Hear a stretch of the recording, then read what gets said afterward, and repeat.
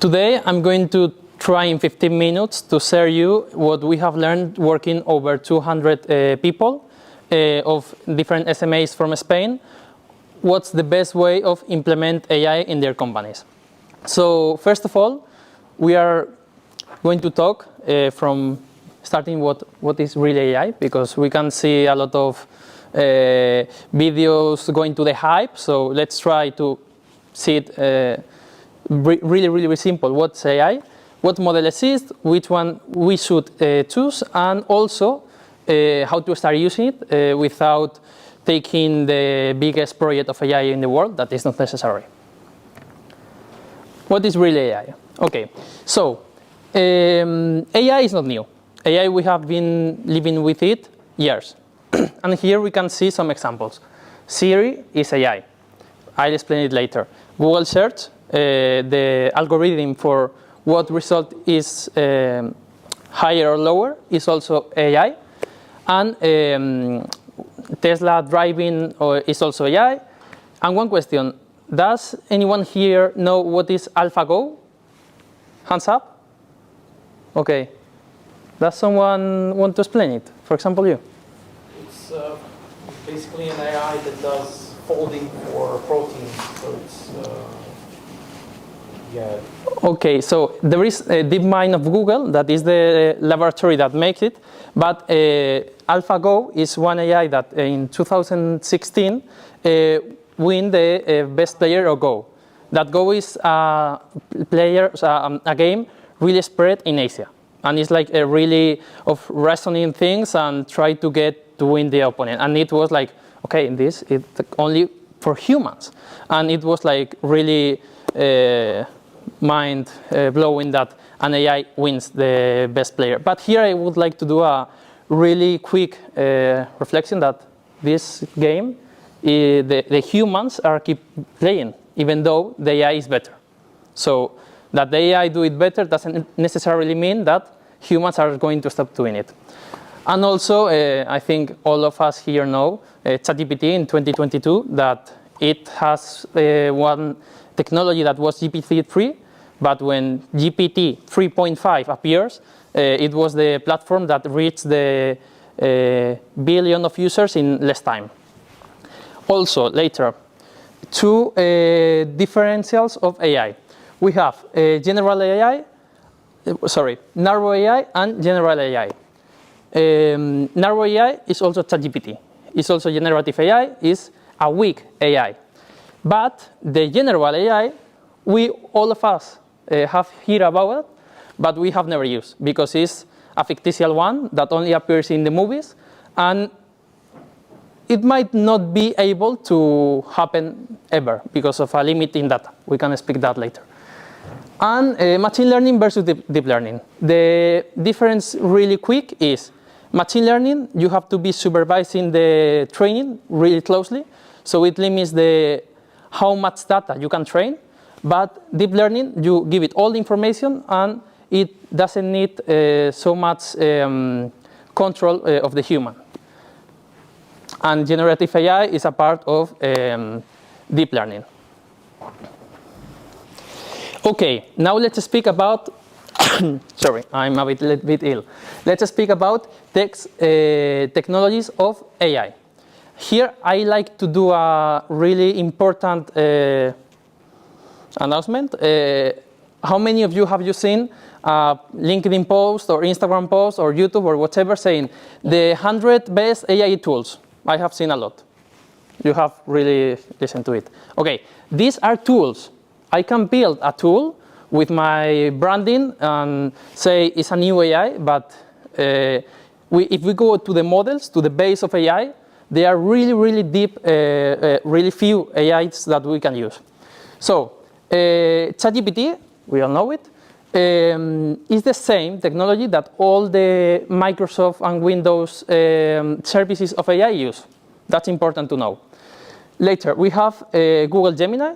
We are in Google Campus. So Google, when ChatGPT appears, released BART, that later changed the name to Google Gemini. Claude, how many of you have listened to Claude? It's less known. Okay. is an AI that behind, with a lot of investment, is Amazon. And it's co-founded by ex-OpenAI employees. Well, I guess I don't have to explain that OpenAI is the company behind ChatGPT, but just in case, that's the company. Later, open source tools. We have two that they are desired to talk about. One is Meta, have Llama 3.1, and right now is the best open source tool. And we also have Mistral, is maybe the less known of this leaderboard, and is an European AI company, at least the only one that is speak internationally. And just as a fun fact, the first model they released, it was based in a Llama. Now they do their own models. This is something that we get asked a lot. Okay, which AI model should I use? So you can see a lot of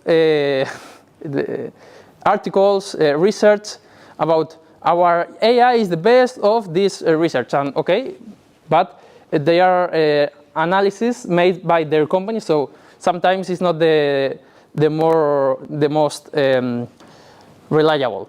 So there is Hugging Face that has built this leaderboard that, in a way that is trying to be not influenced by no one, selects which AI is the best. I'm going to do a quick example. If you scan this QR, you will come here. So this is what I was showing to you. And the way of working of this tool is, okay, users all around the world for free because they want to contribute to the community, come here and say, hello, good morning. As if it's ChatGPT, we write here the prompt, and it generates two different answers. Which we are going to do a test. Hands up, the one that thinks the best answer is the A. The B? A one? Okay, I'll type the B. Let's say that B is better. And now say, okay, A was work, B is Llama. So they don't release the model till you vote. So it's more reliable. And that's what it's seen here. You also can, I invite you to enter here for selecting and say, okay, I want the best AI in Spanish, in coding, or in instruction following. And also there is something really important, that is the tokens.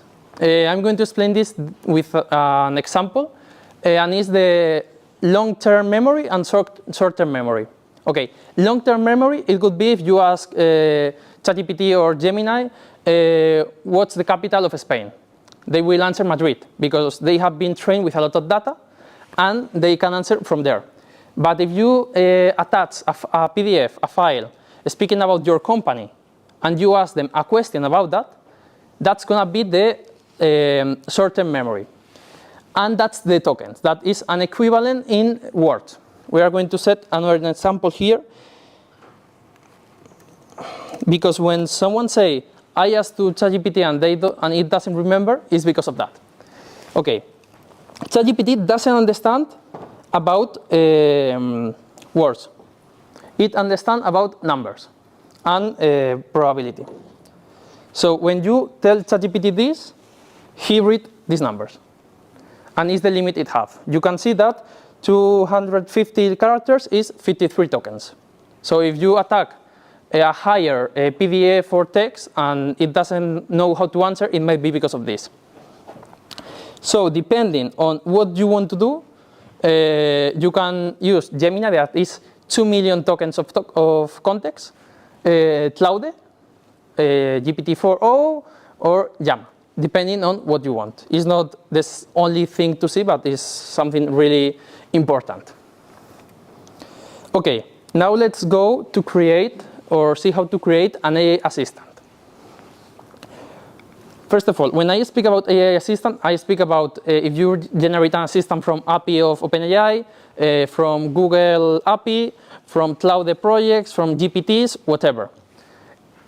And first of all, we have to know for what we want to use.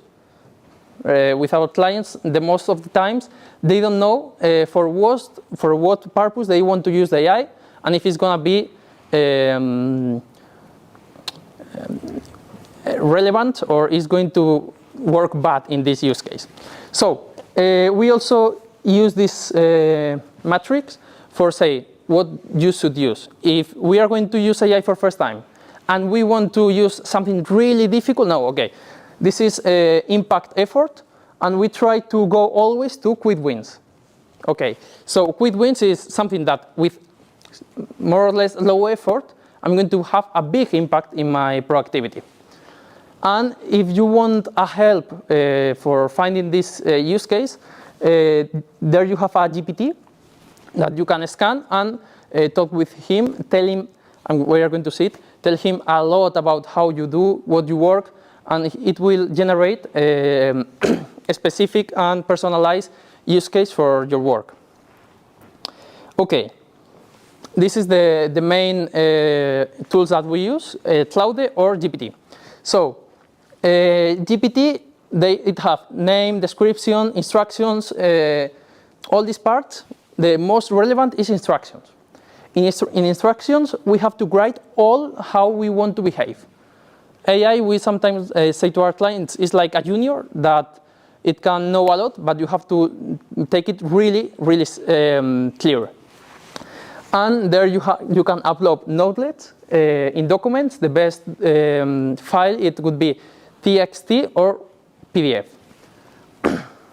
Functions, the idea here is deactivate what you are not going to use and be more productive. Actions, if you are going to use API for an external tool. And Claude is much simple. You can only upload a description, instructions, and knowledge. Sometimes less is more. Okay, here, how to talk to an LLM. It's really important that you know that sometimes we ask something and we think we are giving enough context or enough information, but it's not the case. If I tell you to imagine a dog playing with a ball in a park, try to imagine it. All of us have a different image in our mind. So we have to be really, really specific. First, in text LLMs, we have to say, okay, how we want to perform as an expert in medicine, engineering, or maybe a marketing consultant. The context, okay, what's my background, what's my company, what's specifically, if I want to generate, for example, an article for the blog of the web, what exactly I want. I want 1H1, 2, 3, how many loop of storytelling I want to use, whatever. Task. Sometimes you would be surprised that some client has came and tell, it doesn't work properly, and it's because they have explained a lot of his life and their work, but they haven't said, do this, really specifically. And details. It's really important to say what tone, what delivery format, and the tone, it can also, just for example, it can also be replicate this type of speaking. For example, if you want to make a tweet assistant, you upload a lot of tweets, and it will create this style of tweet.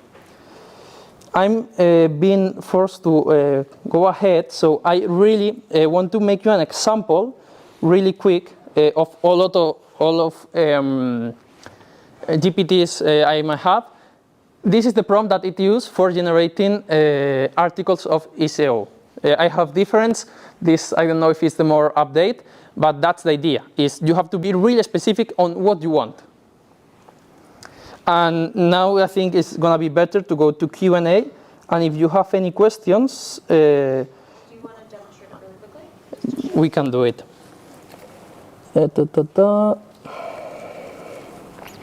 Okay, the interface have this option that I don't really recommend it. Maybe it's if your first time and you know where to begin, you can come here. But all this part of configure is enough here. So this is built specifically for one type of company. with all the data of that company and also internet access to them. So it generates a list of ideas, and we can tell, okay, we want this blog post.